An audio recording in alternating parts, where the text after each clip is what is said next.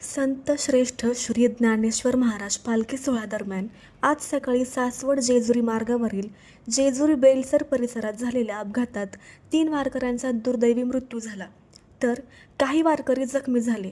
या घटनेची माहिती मिळताच राज्याच्या उपमुख्यमंत्री तथा पुणे जिल्ह्याच्या पालकमंत्री सुनेत्रा अजित पवार यांनी तातडीने जेजुरी ग्रामीण रुग्णालयाला भेट देऊन जखमी वारकऱ्यांची विचारपूस केली.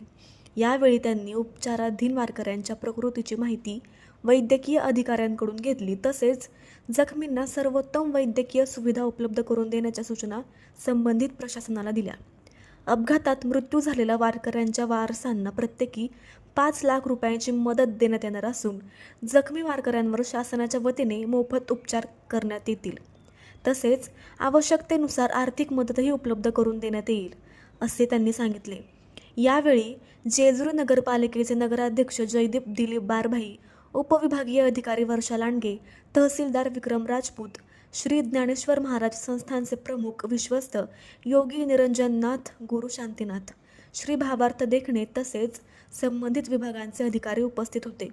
उपमुख्यमंत्री श्रीमती पवार म्हणाल्या की जखमी वारकऱ्यांच्या उपचारामध्ये कोणतीही कमतरता राहू नये यासाठी जिल्हाधिकारी, जिल्हा पोलीस अधीक्षक, जिल्हा परिषदेचे मुख्य कार्यकारी अधिकारी तसेच संबंधित यंत्रणांना आवश्यक त्या सूचना देण्यात आल्या आहेत.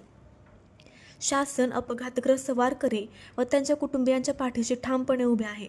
आषाढी वारीच्या पूर्वतयारीचा नियमित आढावा घेऊन वारी मार्गावरील आवश्यक कामे वेळेत पूर्ण करण्याच्या सूचना प्रशासनाला देण्यात आल्या होत्या.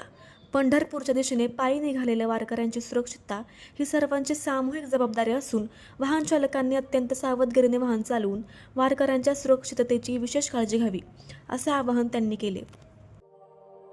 अशाच नवनवीन बातम्या पाहण्यासाठी बारामती वार्तापत्र चॅनलला लाईक करा, शेअर करा, सबस्क्राईब करा आणि बेल आयकॉन प्रेस करा.